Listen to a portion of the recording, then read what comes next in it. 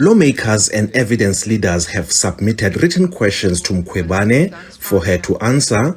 She's unable to give oral evidence at this stage due to an impasse over her legal representation. The questions raised by MPs are contained in a 56-page document. They include whether Mkhwebane instructed an employee not to record SSA meetings on the CX investigation, as well as her rationale in recommending a constitutional amendment to change the mandate of the South African Reserve Bank. She's expected to answer why politicians were removed in the findings of the Vrede Dairy Farm investigation. Lawmakers also want to know why Mkhwebane met privately with former President Jacob Zuma in the CX investigation. They also want her to plead on the incompetence charge. Mkhwebane also has to answer why she ignored the Gupta leaks in the Vrede Dairy Farm investigation. Evidence leaders have submitted questions in a 119-page document. They flag about 40 adverse court findings against Mkhwebane. The bulk of the questions relate to the CX and CR17 investigation. Mkhwebane is asked why the central bank was not given a right of reply on the proposed change of its mandate.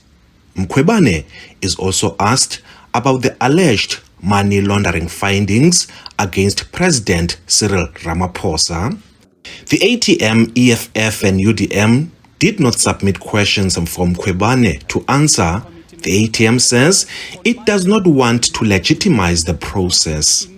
As the African Transformation Movement, we can't legitimize an unfair process which violates a constitutional court ruling and a basic principle of legal representation found in the Constitution of this country.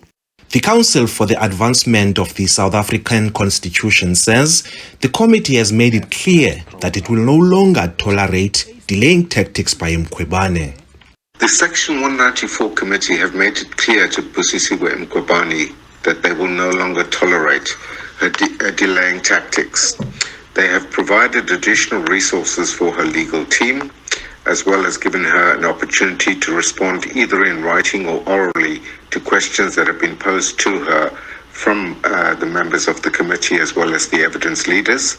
Should she fail to meet the deadline set by the committee will proceed with its work and conclude its report for the consideration of the National Assembly. Mkhwebane has thus far failed to respond to questions raised by committee members, as she insists her new legal team must familiarize itself with the inquiry records. Ulelani Philip, SABC News, Parliament.